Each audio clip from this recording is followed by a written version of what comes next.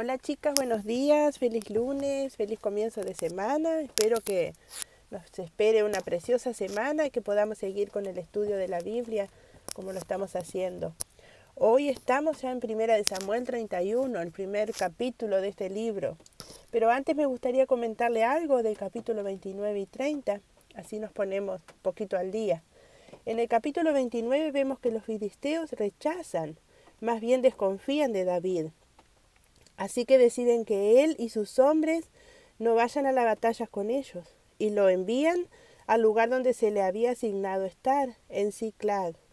Luego en el capítulo 30 vemos que David, al volver a Ziklag, se encuentra que el lugar había sido invadido por los amalecitas, totalmente destruido, quienes llevaron cautiva a sus mujeres y a todos los que ahí estaban, incluidas sus mujeres.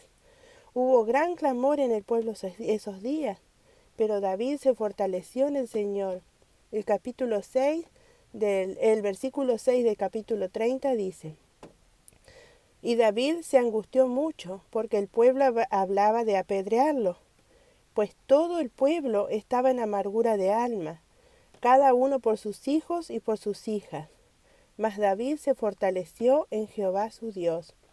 Y si vemos que David se fortalece en Jehová, no esperó que alguien más lo fortaleciera, ya que todos estaban en amargura de espíritu.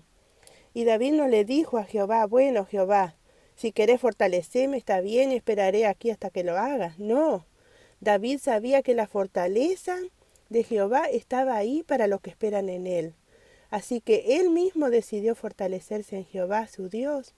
La fortaleza de Dios está ahí para nosotros hoy, chicas, también, para siempre. Cuando sintamos que las cosas van de mal en peor, fortalezcámonos en Él. O mejor dicho, antes de que las cosas empeoren, busquemos la fortaleza de Jehová para que cuando la adversidad llegue a nuestras vidas, estemos fuertes y seguras en Él. Y esto que estamos haciendo hoy es fortalecernos en Él, porque nos estamos acercando más a Él, porque estamos conociendo más de su poder y porque queremos aprender a creerle a nuestro Dios Jehová. Bueno, después de dicho esto, quiero mencionar lo que David obtuvo una gran victoria ese día contra el pueblo amalecita.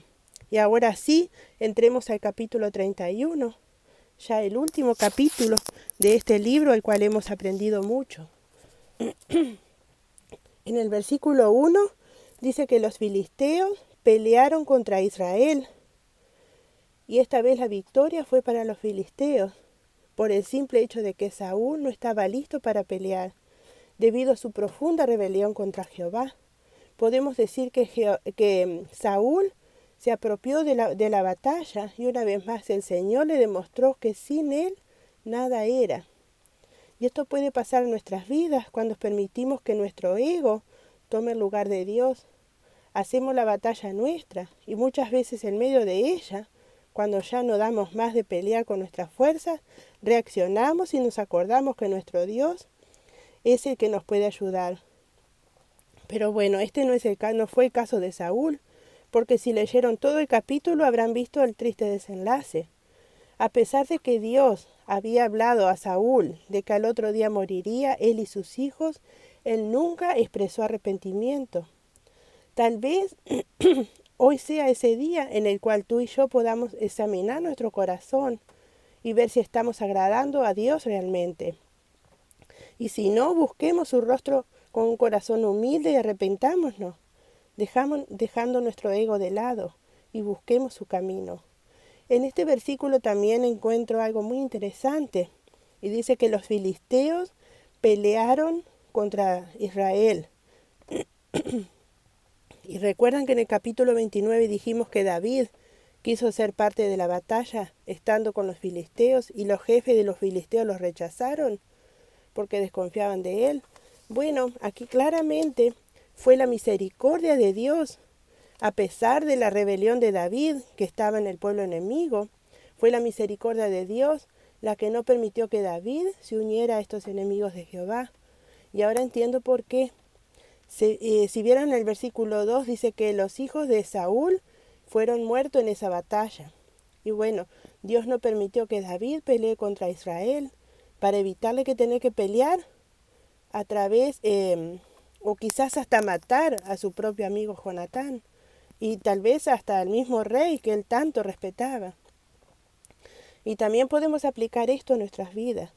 Yo estoy segura de que Dios muchas veces desvía nuestras intenciones o deseos de hacer algo simplemente por su misericordia y amor hacia nosotros.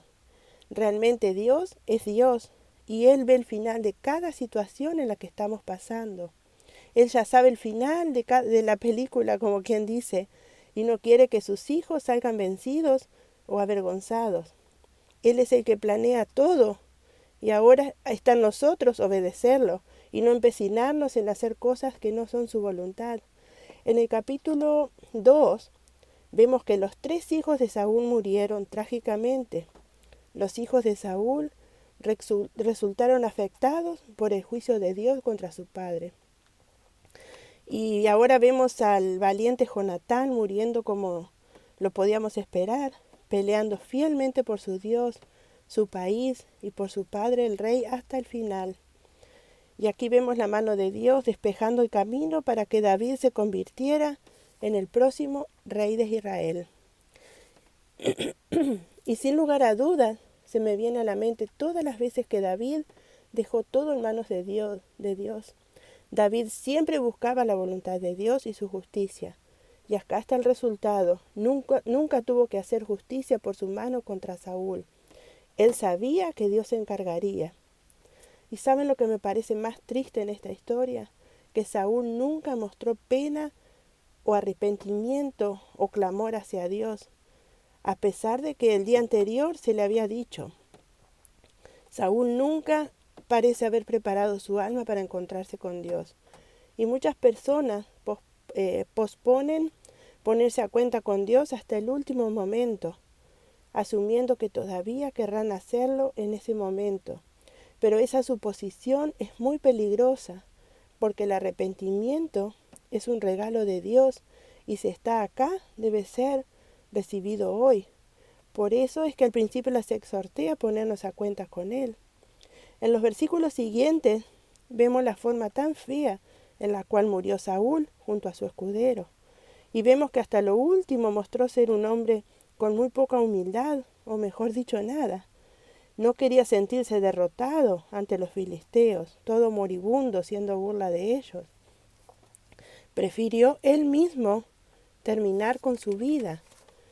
También en este capítulo hay muchos detalles de los cuales describen la manera que los filisteos trataron con el cuerpo de Saúl.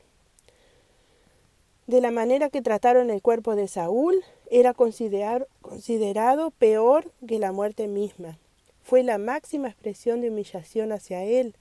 La muerte de Saúl fue usada para glorificar a los dioses paganos y para burlarse del Dios viviente. Ahora pienso, con nuestro andar, las cosas que hablamos, nuestra actitud, nuestro testimonio, ¿es correcto como para dar gloria a Dios y para que el mundo lo haga también? ¿O estamos dando pies a que nuestro Dios sea burlado también? Pensemos en eso. Y ya en estos últimos versículos vemos algo muy interesante de notar.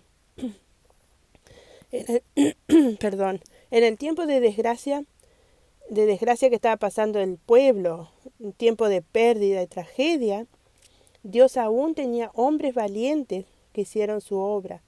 Los hombres de Jabes de Galaad bajaron los cuerpos de Saúl y de sus hijos, los sacaron de ese lugar de humillación y les dieron un entierro adecuado, con respeto. Y hoy digo, gloria a Dios por esos hombres y mujeres valientes del día de hoy.